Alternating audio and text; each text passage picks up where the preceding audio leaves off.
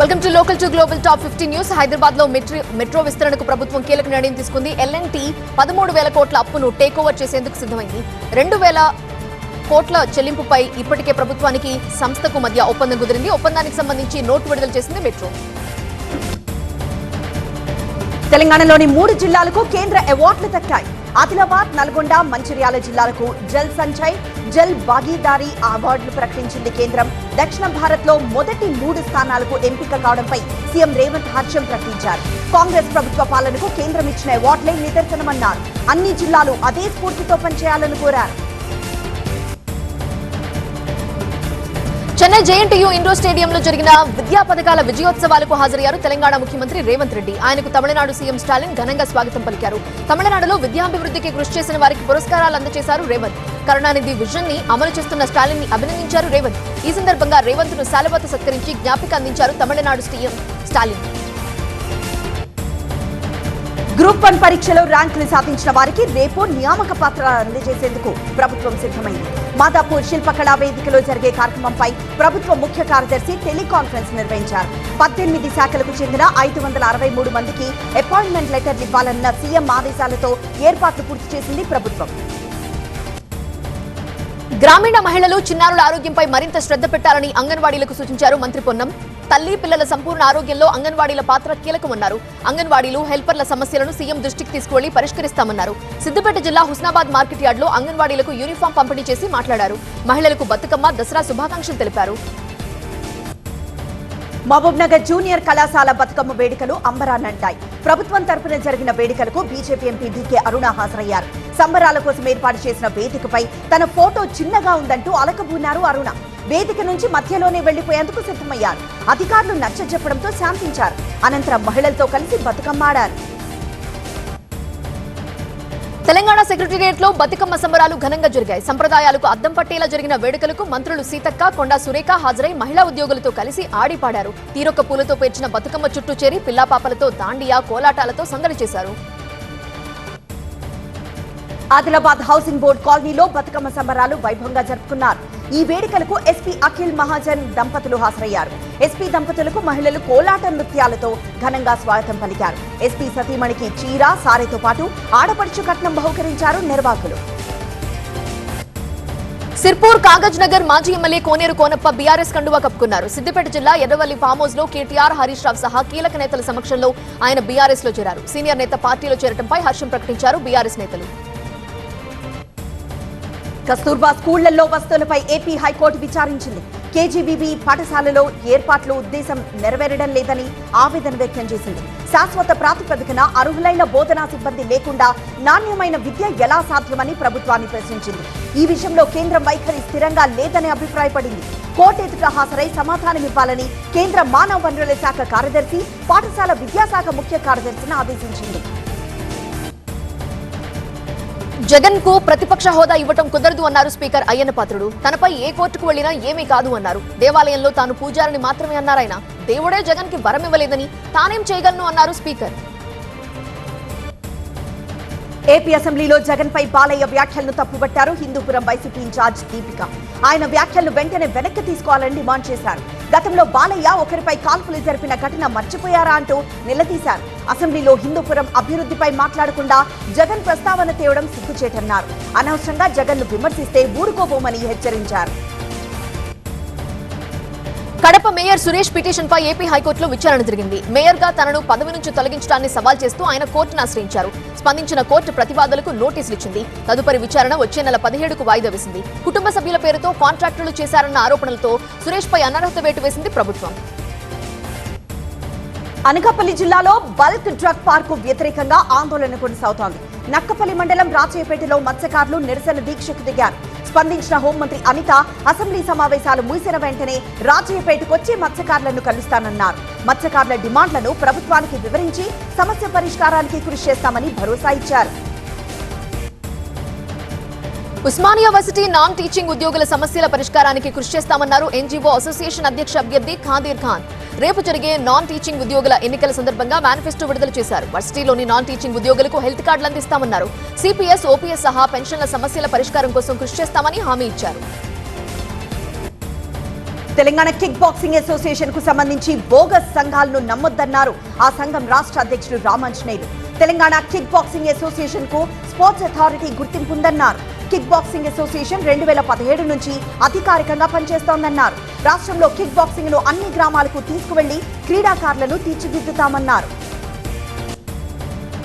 అల్లూరు జిల్లా అనంతగిరి మండలం పెద్దకోట రేగుపాలెం కొండిబట్టకోటలో పర్యటించారు ఏపీఎస్ఆర్టీసీ జోనల్ చైర్మన్ దొన్నుదొర. ఆయన్ని గిరిజనులు అడ్డుకుని నిరసన ప్రకటించారు. హైడ్రో పవర్ ప్రాజెక్టుపై నిలదీశారు. ప్రాజెక్టుకి అనుమతులు వెంటనే రద్దు చేయాలని డిమాండ్ చేశారు. లేదంటే ఉద్యమం ఉధృతం చేస్తామని హెచ్చరించారు. పెద్దపల్లి జిల్లా రామగుండం ఎన్టీపీసీ గుర్తింపు సంఘం ఎన్నికల్లో బీఎంఎస్ విజయం సాధించింది. ఐఎన్టీయూసీపై 8 ఓట్ల తేడాతో గెలిచింది. 3 ఏళ్ల పాటు ఎన్టీపీఎస్ లో బీఎంఎస్ గుర్తింపు సంఘంగా కొనసాగనుంది. బీఎంఎస్ విజయంపై కార్మికులు సంబరాలు జరుపుకున్నారు. మేడ్చల్ జిల్లా కీసరలో యువతి శ్వేత కిడ్నాప్ కథ సుఖాంతమైంది. శ్వేతని గుర్తించి ఆమె భర్త ప్రవీణ్ కి అప్పగించారు పోలీసులు. శ్వేతని కిడ్నాప్ చేసిన ఆమె తల్లిదండ్రులతో సహా 7గురిని అరెస్ట్ చేశారు. 4 నెలల క్రితం శ్వేత ప్రేమ వివాహం చేసుకోవడం నచ్చక సొంత కుటుంబ సభ్యులే ఆమెని కిడ్నాప్ చేసినట్లు నిర్ధారించారు. ములుగు జిల్లాలో వర్షాలు విస్తారంగా కురుస్తున్నాయి. తన్నాయిగూడెం మండలంలో హనుమంతుని వాగు పొంగి పొర్లుతోంది. బుట్టాయిగూడెంలో వాగులో చిక్కుకున్న 4గురిని ఎన్డీఆర్ఎఫ్ బృందాలు క్షేమంగా కాపాడి బయటికి తీసుకొచ్చాయి. నిన్నటి నుంచి కురుస్తున్న ఎడతెరిపి లేని వర్షాలు, ఈదురుగాలుల తీవ్రతకు జనం ఇబ్బంది పడుతున్నారు.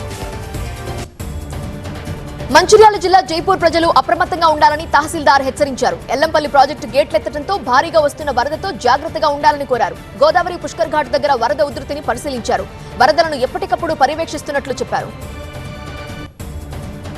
హైదరాబాద్ లో రాత్రి నుంచి ఎడతెరిపి లేకుండా వర్షం కురుస్తోంది. నగర వ్యాప్తంగా కురుస్తున్న భారీ వర్షంతో చాలా ప్రాంతాల్లో రహదారులపై మోకాల్లోతు వరద నిలిచిపోయింది. కూకట్పల్లి, అమీర్పేట్, పంజాగుట్ట ప్రాంతాల్లోని లోతట్టు ప్రాంతాల్లో వరద నిలిచి స్థానికులు ఇబ్బందులు పడుతున్నారు. బంగాళాఖాతంలో అల్పపీడన ప్రభావంతో తెలుగు రాష్ట్రాల్లో భారీ వర్షాలు తప్పవని హెచ్చరిస్తోంది ఐఎండీ. తెలంగాణ వ్యాప్తంగా అన్ని జిల్లాల్లో అతి భారీ వర్షాలు కురిసే అవకాశం ఉందని చెప్పింది. ఇక ఏపీలో ఇవాళ రేపు భారీ నుండి అతి భారీ వర్షాలు తప్పవని చెబుతోంది.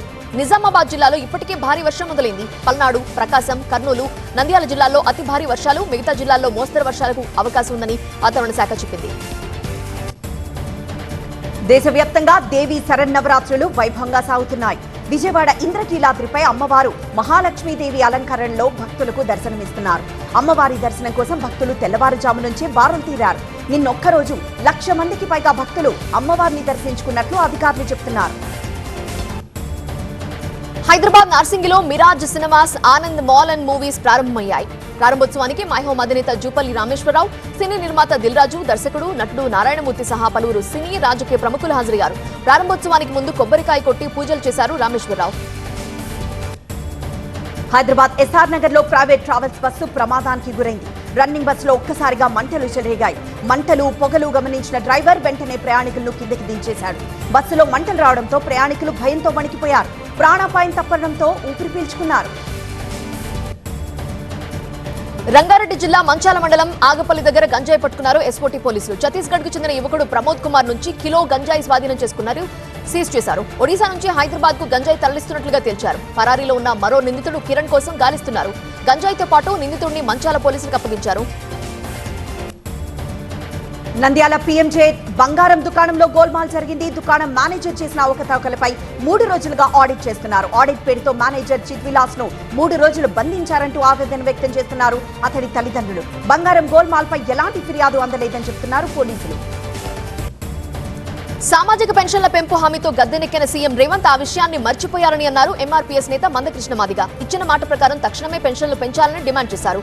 లేదంటే రాజీనామా చేయాలని డిమాండ్ చేశారు. నారాయణపేట జిల్లా మార్కెట్ యార్డ్ ఆవరణలో దివ్యాంగులు, చేయూత పెన్షన్దారులతో జరిగిన సన్నాహక సదస్సులో ఆయన మాట్లాడారు. కర్నూలు జిల్లా మంత్రాలయం రాఘవేంద్ర స్వామి మఠంలో బాంబ్ స్క్వాడ్ తనిఖీలు చేసింది. మఠం పరిసరాలతో పాటు అన్నపూర్ణ భోజనశాల సహా రైల్వే స్టేషన్ పరిసరాల్లో తనిఖీలు చేసింది. అనుమానితులతో అప్రమత్తంగా ఉండాలని, వెంటనే పోలీసులకు సమాచారం అందించాలని సూచించింది. హైదరాబాద్ లో ప్రతిష్టాత్మకమైన బతుకమ్మ కుంట పునర్నిర్మాణాన్ని ప్రభుత్వం పూర్తి చేసింది. దాదాపు 7.5 కోట్ల రూపాయలను వెచ్చించారు. హైడ్రా, హెచ్ఎండిఏ, జీహెచ్ఎంసీ సమన్వయంతో కలిసి పనిచేసి బతుకమ్మ కుంటను పునరుద్ధరించారు. ఇవాళ సాయంత్రం ముఖ్యమంత్రి రేవంత్ రెడ్డి చేతుల మీదుగా బతుకమ్మ కుంట ప్రారంభం కానుంది. జనవరి నుండి ఏటీఎం ద్వారా పీఎఫ్ విత్ డ్రా సౌకర్యం అందుబాటులోకి రానుంది. వచ్చే ఏడాది జనవరి నుంచి ఈపీఎఫ్ఓ ఈ సదుపాయాన్ని ప్రవేశపెట్టనుంది. సెంట్రల్ బోర్డ్ ఆఫ్ ట్రస్టీల సమావేశంలో దీనికి సంబంధించి తుది నిర్ణయం తీసుకోనున్నారని మనీ కంట్రోల్ తెలిపింది. అల్లర్లతో అట్టుడికిన లదాఖ్ లో ప్రశాంత పరిస్థితులు నెలకొన్నాయి. లే జిల్లాలో నిషేధాజ్ఞలు కొనసాగుతున్నాయి. పరిస్థితిని అదుపు చేయడానికి అదనపు బలగాలు మోహరించారు. సమస్యాత్మక ప్రాంతాల్లో కర్ఫ్యూ విధించారు. భద్రతా బలగాలు అధికారులతో లెఫ్టినెంట్ గవర్నర్ సమీక్షించారు. బీజేపీ కీలక నియామకాలు చేపట్టింది. బీహార్ ఎన్నికల ఇన్ఛార్జిగా కేంద్ర మంత్రి ధర్మేంద్ర ప్రధాన్ ను నియమించింది. కేంద్ర మంత్రి CR Patil, Uttar Pradesh deputy CM Keshav Prasad మౌర్యలకు సహాయ ఇన్ఛార్జీలుగా బాధ్యతలు అప్పగించింది. వృద్ధులైన తల్లిదండ్రులను పట్టించుకోని పిల్లలకు వార్నింగ్ ఇచ్చింది సుప్రీంకోర్టు. అలాంటి పిల్లలు తల్లిదండ్రుల ఆస్తులను అనుభవించే హక్కు లేదని స్పష్టం చేసింది. అలా ప్రవర్తించే సంతానాన్ని బయటకు వెళ్లగొట్టొచ్చు అని తేల్చి చెప్పింది. పాకిస్తాన్ ప్రధాని షెహబాజ్ షరీఫ్ అమెరికాలో పర్యటిస్తున్నారు. యుఎన్ జనరల్ అసెంబ్లీలో మాట్లాడిన పాక్ ప్రధాని అమెరికా అధ్యక్షుడు ట్రంప్ తో భేటీ కాబోతున్నారు. H1B వీసా ఫీజు పెంపుపై న్యాయ పోరాటానికి సమాయత్తమవుతోంది అమెరికా ఛాంబర్ ఆఫ్ కామర్స్. ఈ పోరాటానికి ఎన్ని కంపెనీలు మద్దతిస్తాయనే దానిపై ఓ అవగాహనకు వచ్చేందుకు చర్చలు జరుపుతోంది. తైవాన్ చైనా మధ్య ఉద్రిక్తతలు పెరుగుతున్నాయి. తైవాన్ భూభాగంలోకి చైనాకు చెందిన యుద్ధ నౌకలు చొచ్చుకు రావడం కలకలం రేపింది. ఓ యుద్ధ విమానం కూడా చక్కర్లు కొట్టింది. పవన్ కళ్యాణ్, సుజిత్ కాంబినేషన్ లో వచ్చిన ఓజీ సినిమా సక్సెస్ సెలబ్రేషన్స్ ఘనంగా జరిగాయి. సినిమాకి ఇంత మంచి ఓపెనింగ్స్ ఇచ్చినందుకు ప్రేక్షకులకు కృతజ్ఞతలు చెప్పారు దర్శక నిర్మాతలు. షూటింగ్ విశేషాలు కూడా అభిమానులతో పంచుకున్నారు దర్శకుడు సుజిత్. త్వరలోనే పార్ట్ 2 కి సంబంధించి అప్డేట్స్ ఇస్తానని క్లారిటీ ఇచ్చారు ఆయన. ఆసియా కప్ చరిత్రలో మొట్టమొదటిసారిగా భారత్ పాకిస్తాన్ జట్ల మధ్య ఫైనల్ మ్యాచ్ జరగనుంది. బంగ్లాదేశ్ తో జరిగిన లో స్కోరింగ్ థ్రిల్లో పాక్ బౌలర్లు విశేషంగా రాణించారు. దీంతో 11 రన్స్ తేడాతో నెగ్గిన దాయాది ఎల్లుండి భారత్ తో టైటిల్ ఫైట్ లో తలపడనుంది. ముందుగా బ్యాటింగ్ కు దిగిన పాక్ 20 ఓవర్లలో 8 వికెట్లకు 135 పరుగులు చేసింది. ఆ తర్వాత స్వల్ప ఛేదంలో బంగ్లా బ్యాటర్లు పూర్తిగా తేలిపోయారు. 20 ఓవర్లలో 9 వికెట్లకు 124 పరుగులే చేసి ఓడింది బంగ్లాదేశ్.